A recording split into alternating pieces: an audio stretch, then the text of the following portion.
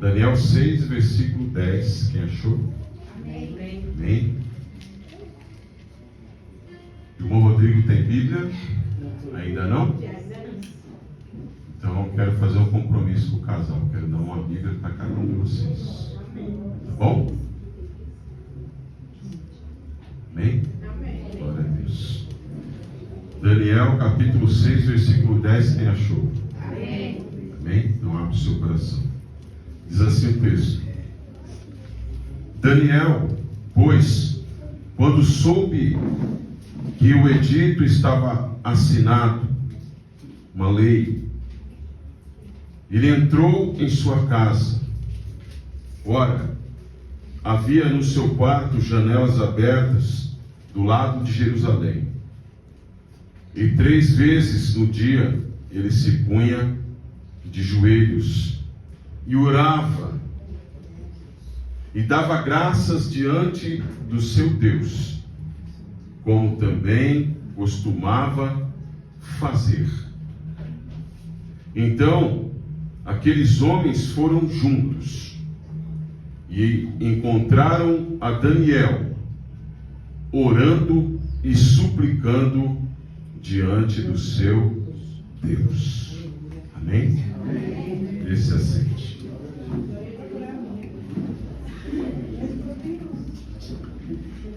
Relacionamento com a palavra.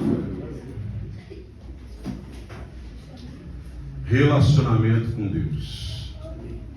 O tema dessa noite é relacionamento com a palavra. Vida com Deus. Por que eu preciso me relacionar com a palavra? Eu preciso ter uma vida com essa palavra. Eu preciso ter tempo com ela. E eu preciso crer nessa palavra. Eu preciso aplicá-la na minha vida. Porque é gostoso ouvirmos pregações. Mas se a gente não se atentar, nós acabamos nos acostumando com elas. Mas a pregação, se é a palavra de Deus, porque algumas mensagens não tem mais o conteúdo bíblico. Alguns lugares, o pecado, ele se tornou um problema. E problemas são de fácil resolução. Em algumas pregações, o conteúdo bíblico, ele toma uma outra direção. Existem pessoas que escolhem textos bíblicos para pregar.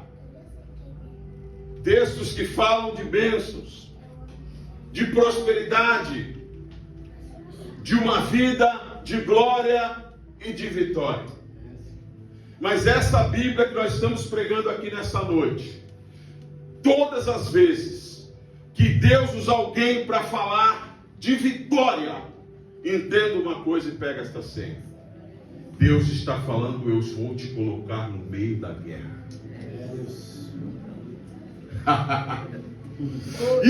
Esse entendimento vai fazer toda a diferença na vida do crente. Porque se eu entender que se Deus está falando que vai me dar vitória, Ele vai me preparar para a guerra. Porque quem quer conquistar a vitória precisa batalhar. E nas batalhas da vida, muitas das vezes, o que é que vai acontecer? Imagina o cenário, um exército. Ele tem uma hierarquia, tem os soldados, tem os capitães, tem os generais que comandam o exército. E todo aquele exército que está abaixo dessa liderança, ele tem que estar submisso à vontade. Se um soldado daquele falar assim: o general falou para fazer isso, nós não vamos fazer, ele pode contaminar todo o exército. Mas se o exército estiver fechado dentro daquela direção que Deus está dando, ele vai pegar aquele soldado rebelde e falar: você está fora. Nós não vamos vencer com o que você está falando. Nós vamos vencer com a direção do general. Porque Ele montou a estratégia. E nós precisamos obedecer. Então por que nós vemos pessoas perdendo muita guerra? Porque ele ouve a direção de Deus, mas não aplica. E como disse a Heloísa, nós não somos provados aqui dentro da igreja. Aqui nós estamos cheirosos, bonitos, maravilhosos. Olha aí, só tem gente bonita.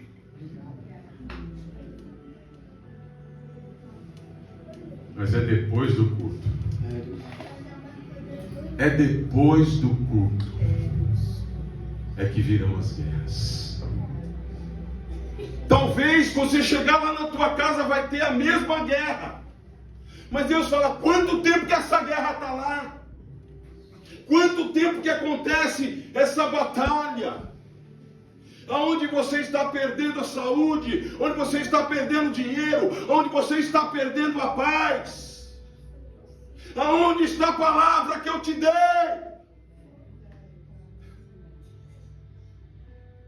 Ah, sim, essa palavra eu até gostei.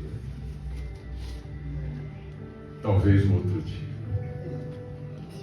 Mas manda dizer Deus, virão batalhas. Porque alguém está planejando a sua derrota. Como assim, pastor? Alguém está tramando contra a tua vida. Hello, alguém quer te derrubar. Igreja, alguém quer derrubar. Alguém está tramando contra a tua vida. Alguém quer ver a sua derrota. Por que, pastor, alguém desejaria isso? Por quê? Porque alguém sabe que você tem algo especial. Alguém sabe por que você consegue se manter na presença, mesmo em meio às adversidades. Alguém sabe. E isso incomoda. Mas por que, pastor, que nós conseguimos vencer em meio às adversidades? Pense nas lutas que você já passou. Pensa comigo, igreja. Quantas guerras dentro de casa. Nós temos aqui na igreja um testemunho que é muito marcante. Se eu pudesse, eu ia escrever um livro na vida do evangelista Adilson e da sua família. Mas também tem testemunhos da sua sobrinha que está aqui. Porque eu, de uma certa forma, ali ladeando, eu acompanhei um pouco da história deles. Porque o pai da Amanda, ele é um dos irmãos que eu mais respeito, o irmão Pedro. Porque eu convivi com ele no mundo. E depois convivi com ele na presença de Deus. Quantas guerras, não é, evangelista? Dentro de casa. Crianças crescendo. E o que elas presenciaram? Um pai alcoólatra. Agressor. Batendo na mãe. Como que é isso? Como que é crescer tendo esses exemplos? Porque o exemplo, ele é a banda, o que está no seu status. O exemplo meu, ele é a maior das pregações. O seu estilo de vida, ele vai pregar para a pessoa. Mas o seu estilo de vida e o meu vai mostrar para crianças se elas têm que temer a Deus ou se elas vão virar as costas para Deus. Silêncio, João. Por favor. Esse é o momento da palavra de Deus.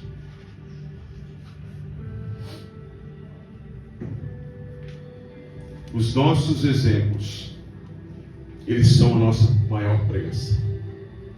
Então, eu preciso ter cuidado. Eu preciso ver de que forma que eu estou transitando nessa vida. Que exemplo eu dou como pai para minha filha? Que exemplo a minha esposa dá para minha filha?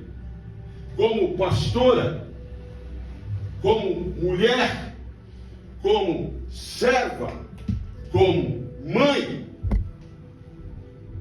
Exemplos. Nós estamos vendo jovens que não respeitam mais nada. Isso é uma realidade. Uma realidade.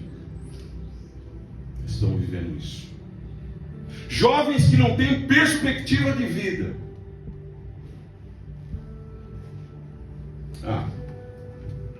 Para mim, tanto faz como tanto fez. E se você quiser falar da palavra de Deus para ele, ele não vai querer ouvir. Mas que a nossa vida seja uma vida que tenha Deus. Que nós possamos ser exemplo para a nossa família. Porque na minha vida, eu cresci também vendo muitas coisas erradas, adultos praticando, usando droga. O exemplo da minha própria mãe, que sem perceber, ela cai nos caminhos da prostituição, a ponto de eu ver ela num prostíbulo. E aquela imagem me machucou demais. Eu não conseguia dormir. Eu falava, como isso é possível? E só quando Deus me chama para a sua presença, é que eu vou entender. Que alguém que não tem a vida com Deus está sujeito a todo tipo de humilhação. Aqui, Daniel, ele é um jovem, mas ele é um exemplo para quem está do lado dele. O texto associa ele com mais 3 amigos.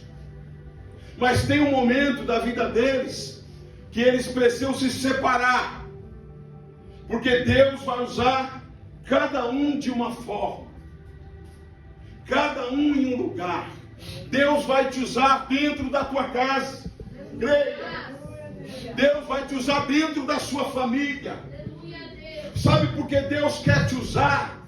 Ele quer me usar porque um dia o diabo nos usou e nós praticamos coisas abomináveis, e os filhos cresceram vendo isso, e hoje eu não consigo falar para eles de Deus. Olha o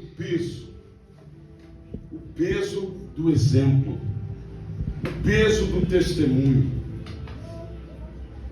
Daniel, o texto, o versículo que eu li, ele diz que ele soube de uma notícia, aqui no capítulo 6. E aqui estão acontecendo 2 decisões para a gente meditar nessa noite. Quem está comigo? Amém. Quem veio para receber a palavra? Abre o teu coração. Deixa esta palavra entrar. Porque se você permitir isso, você vai colher resultados. E eu também, em nome de Jesus. 2 decisões aqui. No capítulo 6, no início, diz que o rei Dário, que era o rei da época aqui, de Daniel, ele tomou uma decisão de constituir sobre o reino. Ele quer montar uma comitiva de ministros que vão estar à frente para governar a Babilônia que ele acabou de conquistar. E ele nomeia 120 príncipes, pessoas que vão governar, que estivessem sobre todo o reino. Guarda esse número, 120. 120.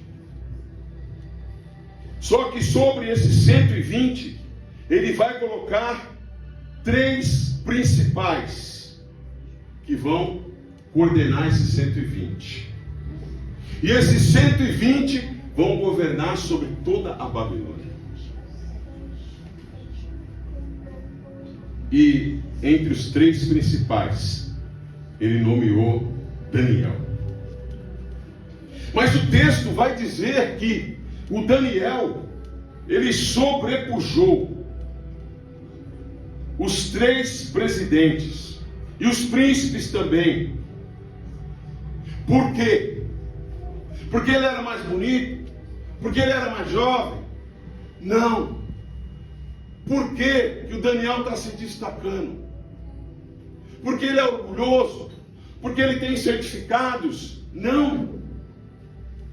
Porque sobre ele havia um espírito excelente. E eu creio que esse espírito é o Espírito Santo que está sobre a vida de Daniel. A ponto do rei observar a vida dele, como que ele andava, o que ele falava, como ele se vestia, nas situações que se apresentavam, qual que era a reação de Daniel. E o rei Dário falou: esse homem aí, ele é diferente. E eu estou pensando em constituir ele como cabeça sobre todo o reino. Olha que coisa grande. Olha que coisa grande. O rei Dário quer colocar o Daniel sobre todo o reino da Babilônia. Um estrangeiro que não tem o sangue de lá, que foi levado cativo, um escravo. Mas, peraí, tem exaltação de Deus, mas tem luta. Você quer exaltação de Deus? Parece que a igreja não quer, não. Está aí. Está com medo da igreja? Não deve você ficar com medo, não. Porque a exaltação de Deus não sou eu, é Ele que coloca. Glória a Deus. E se Ele coloca, Ele vai garantir, fica tranquilo. Exaltação de Deus dentro da tua casa você não quer? Exaltação de Deus na tua família você não quer? Exaltação de Deus na igreja você não quer? Pessoas sendo salvas, libertas, transformadas pelo poder de Deus. Glória a Deus. Eu preciso querer isso, senão eu não sou crente. Sabe o que a gente vê? Quando a igreja está lotada, ninguém fala nada. Aí quando a igreja esvazia, oh Senhor, cadê os crentes? É isso que eu devo falar? Não é pela quantidade, mas é pelo que Deus vai falar. Então você está aqui, Deus está falando contigo, e esta palavra é viva. Olha o que está acontecendo com Daniel. Ele já está sendo guardado em território inimigo. Ele está sendo galgando posições, subindo degraus, porque aqueles a qual Deus ele tem um chamado, ele não vai ficar parado. Ele não vai passar, como disse a pastora, 15 anos dentro da igreja e não muda. 30 anos dentro da igreja não muda. Não é isso que Deus tem. Deus ele vai colocando sob degraus. Mas a gente precisa se relacionar com Ele. A gente precisa se colocar à disposição de Deus. E o que é isso? Se colocar à disposição de Deus. É eu cumprir uma escala que está ali na parede? Não. É eu frequentar cultos? Não. É eu pregar? Não. É eu louvar? Não. Se colocar à disposição de Deus é aqui, ó, o Daniel. Em todos os lugares que ele está dando testemunho. Em todos os lugares que ele está, alguém está vendo ele, a ponto de dizer: eu quero exaltar esse homem aí, porque nele há um espírito excelente. Nós precisamos ansiar por esse espírito excelente, o Espírito Santo de Deus, que vai nos conduzir, que vai nos fortalecer, que vai nos direcionar para aquilo que Deus tem para nós. E para isso tem que ter perseverança. Ele tomou uma decisão. Eu creio que ele comenta com algumas pessoas. Eu estou olhando aí para o Daniel. Imagina os 120 lá. 120 quantos? 120 mais quantos? Mais 3, 123, né? Tira o Daniel, ficou 122, está tudo lá. Aí o rei Dário fala o seguinte: poxa, viu o Daniel? Rapaz, tudo que dá para ele fazer, ele cumpre. Tudo que coloca na mão dele, ele realiza. Ele nunca fala não. Dá para você ficar um pouquinho mais hoje? Dá. Daniel. Ei, dá para você, ó, eu sei que você está ocupada nesse cargo aqui, mas dá para você fazer aquilo ali?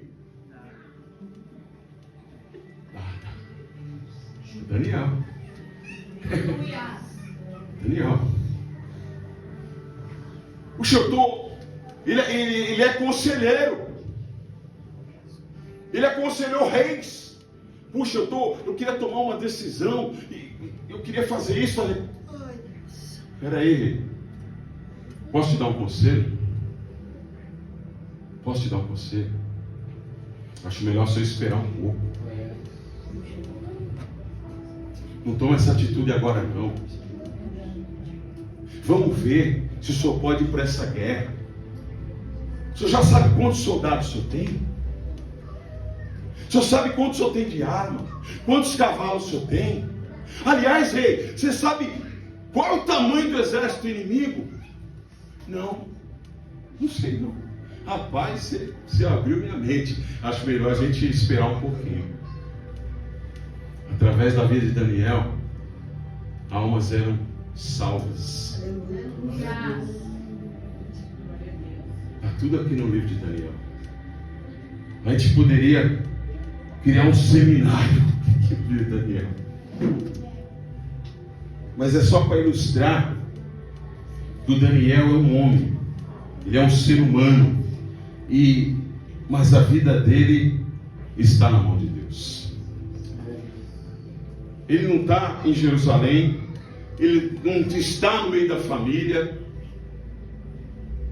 ele está numa terra longínqua. E aqui o rei falou: puxa, eu estou pensando em exaltar esse cara aqui. E quando o rei libera essa palavra sobre Daniel, no versículo 4, os presidentes e os príncipes procuravam achar ocasião contra Daniel. 122 contra 1. 122 que não servia a Deus. 122 que não tinha temor de Deus. 122 agora estão planejando a respeito de Daniel.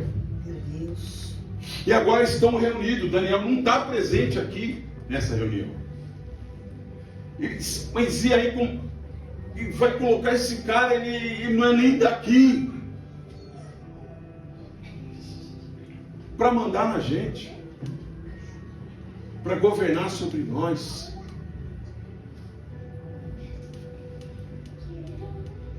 E eles procuraram achar alguma coisa ou alguma culpa em Daniel, alguma coisa para acusá-lo. Mas o texto diz, porque ele era fiel, eles não conseguiram achar nada contra ele. Nada. Nada. Que testemunho de crente. O Daniel não emitia notas frias, né, Lucas? O Daniel não falsificava o numerário para prestar uma conta falsa. O Daniel, ele era fiel àquele governo mundano. O Daniel, ele dava um bom testemunho aonde quer que ele estivesse. Nós não vemos Daniel brigando. Nós não vemos Daniel, como disse a Elisa, mentindo. Nós vemos Daniel, a fidelidade. E não se achava nele nenhum erro e nem culpa. A ponto deles, dessa reunião, eles vão falar assim: nós nunca vamos achar ocasião alguma contra esse homem. Olha que coisa. Aquele louvor, né, mano? Nenhuma acusação há. Nós nunca vamos conseguir nada contra ele. Mas aí alguém disse: espera aí, tem uma coisa que a gente pode pegar ele. No quê? Na lei do seu Deus. Olha onde o diabo vai trabalhar.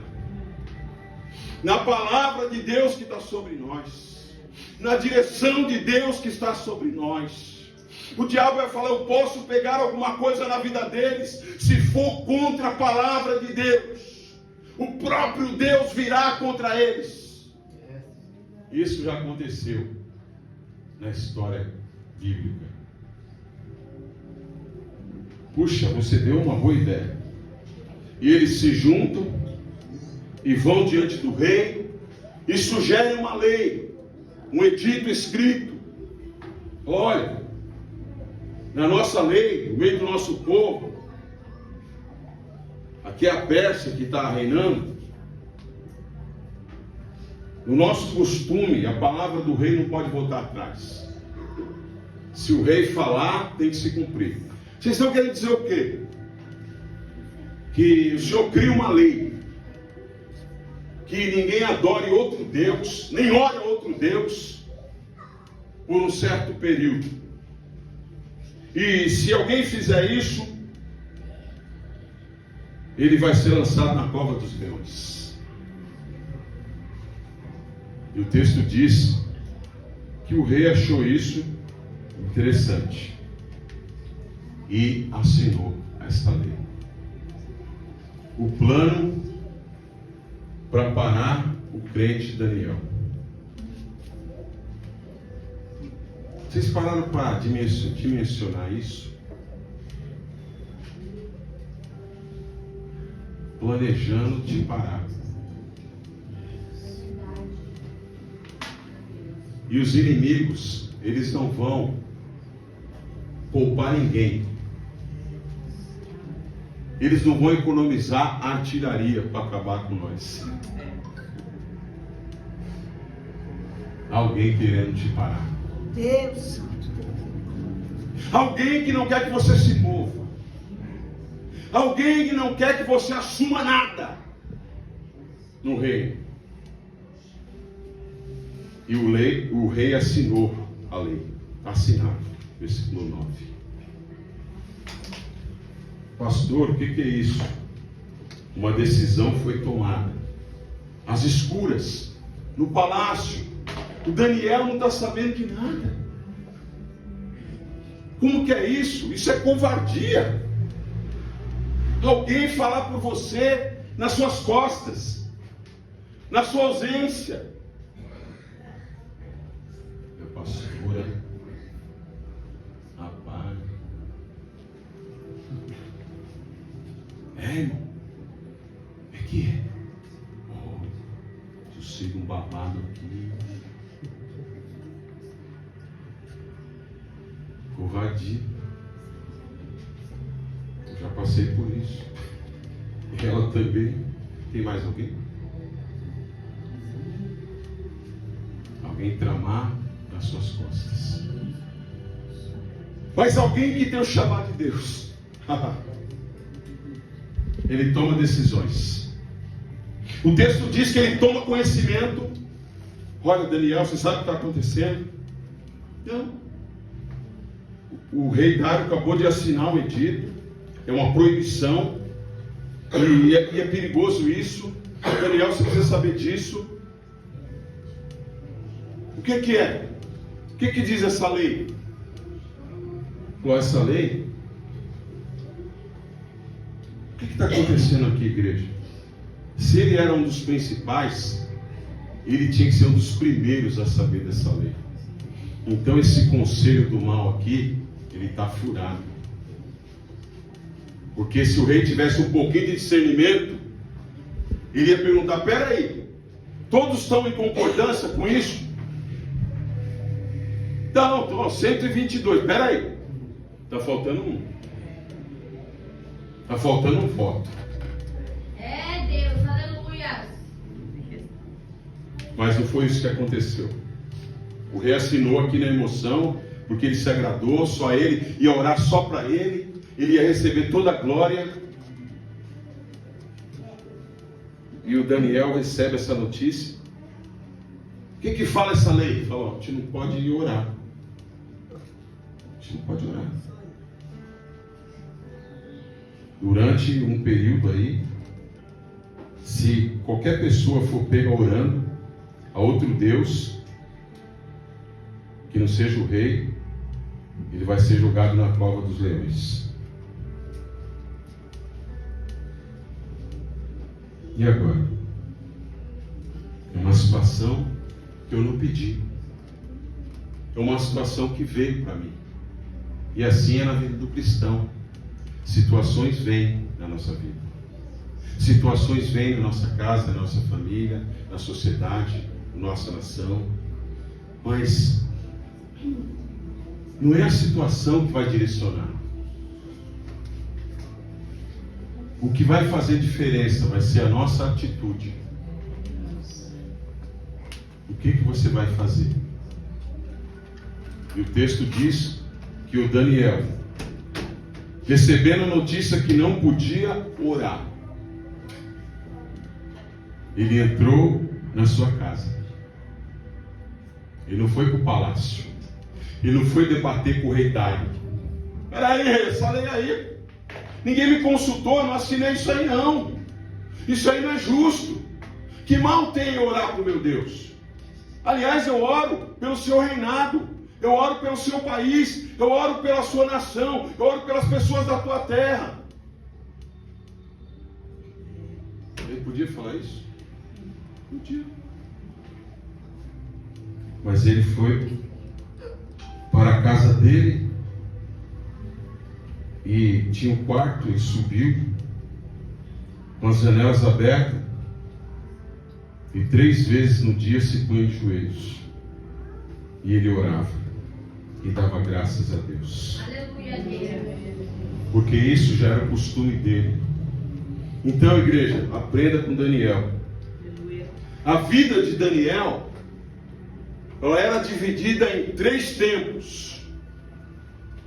A chave da vida de Daniel está no versículo 10. Daniel, ele vai ter revelações de Deus, revelações proféticas dos fins dos tempos que nós estamos vivendo hoje. Uma das profecias e revelações que ele teve é que a ciência ia se multiplicar. E nós estamos vivendo esse tempo. E eu conversando com o Luciano e com a Amanda ontem.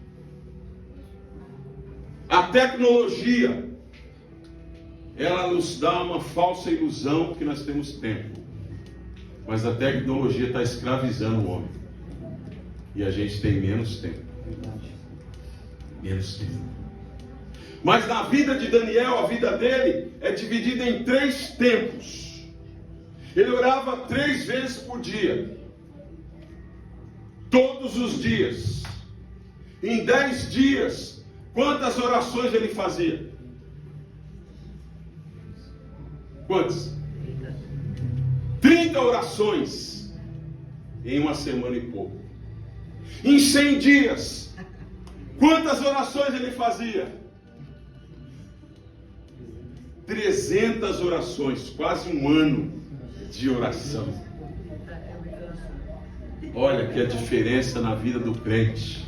Aí Deus toma a vida da pastora para dizer que nós temos que ter uma vida com Deus. Nós temos que ter uma vida de relação com Deus, uma vida de oração. Ele orava de manhã, apresentando o seu dia a Deus. Senhor, eu agradeço por esse dia que o Senhor me deu. Eu acordei com a minha coluna ruim, meu corpo está meio pesado, mas eu louvo a Deus, porque o Senhor permitiu que eu abrisse os meus olhos nessa manhã. Então o Espírito do Senhor está sobre mim, o Espírito de vida está sobre mim, a minha esperança é renovada. Ele orava meio-dia para tarde. Senhor, obrigado. Obrigado porque quantas horas já se passaram, quantos livramentos o Senhor já me deu, quantas coisas o Senhor já preparou nesse dia para mim. Eu já cheguei no período da tarde, aleluia. As pessoas não estão dando valor mais para a vida. Tanto faz passar 20 horas, ou 30 horas, ou 5 anos, ou 10 anos, para mim tanto faz. Mas manda dizer Deus, o tempo está acabando. Aleluia, Deus. Desperta tu que dormes, e Cristo vai te esclarecer. Tem gente dormindo, esperando não se sabe o que. Nós estamos vivendo um tempo, igreja, que nós estamos ouvindo um crente dizer assim: deixa eu ir trabalhar, porque do céu não cai nada. Eu ouvi um crente falar isso, irmão.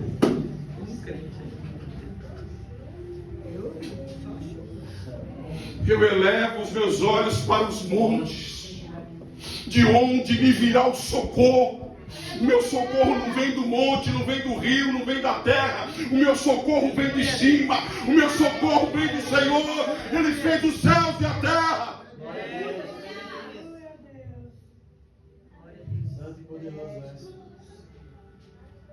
Meu Deus. O Daniel tomou uma decisão. Tomar uma decisão contra a vida dele. Manda dizer o Espírito Santo: há uma decisão infernal contra a nossa vida. Há uma decisão para a gente não entrar dentro do querer de Deus, para a gente não servir a Deus, para a gente não entregar a vida para Deus.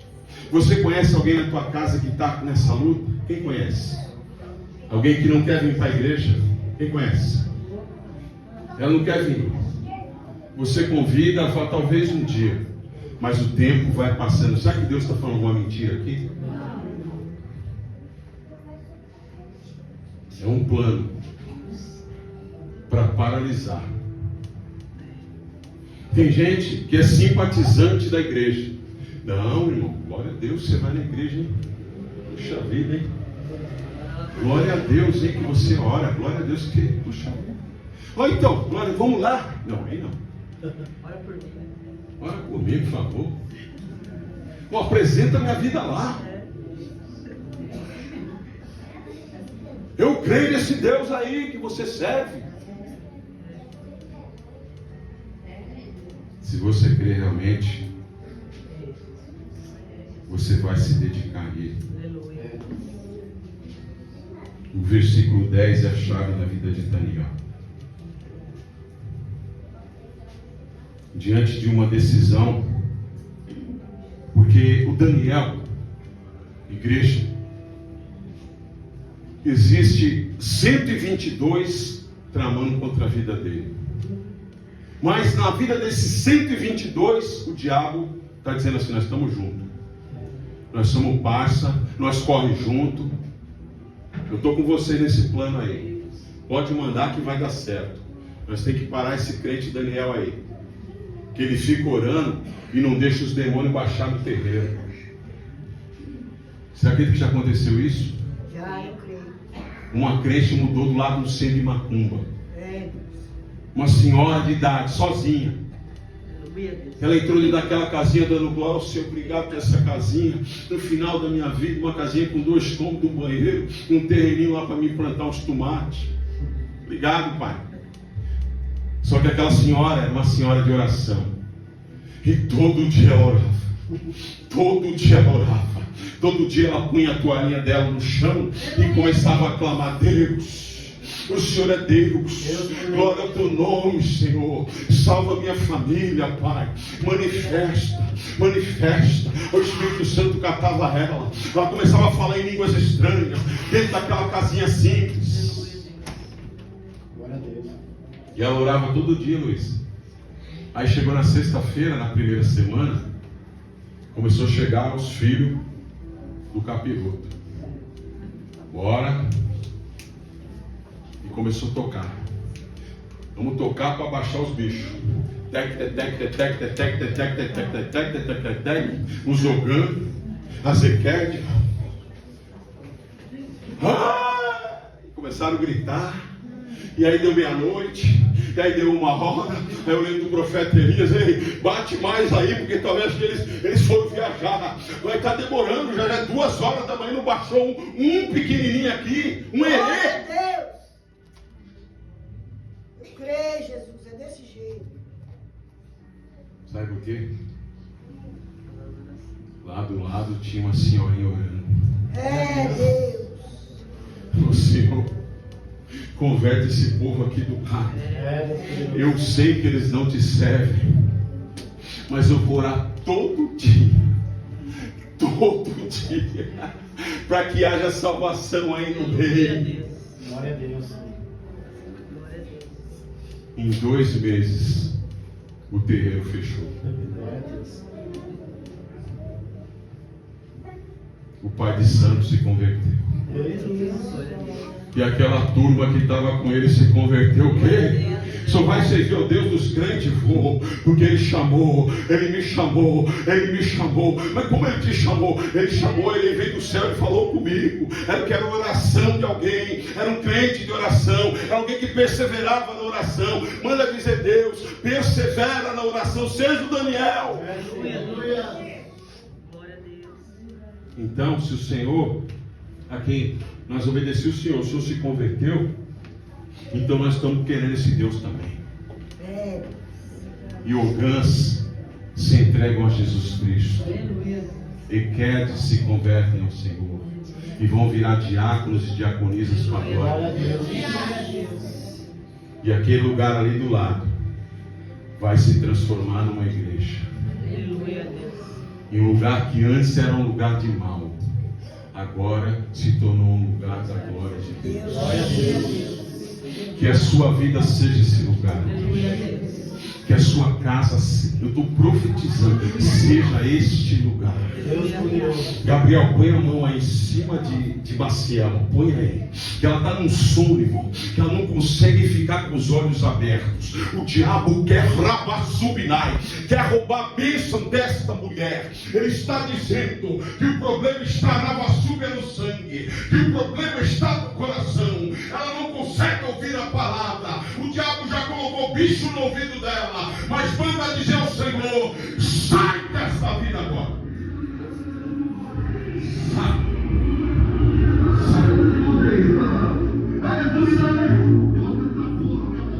Vocês conseguiram dormir essa noite?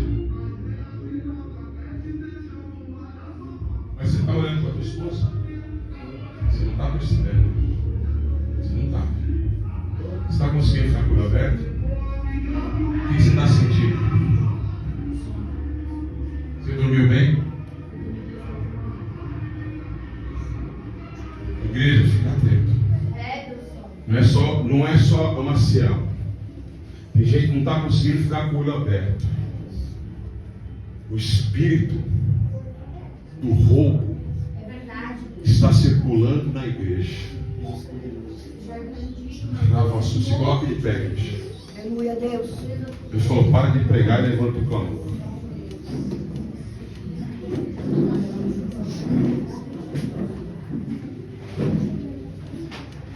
Deus falou, pastor, você entregou uma mensagem aqui.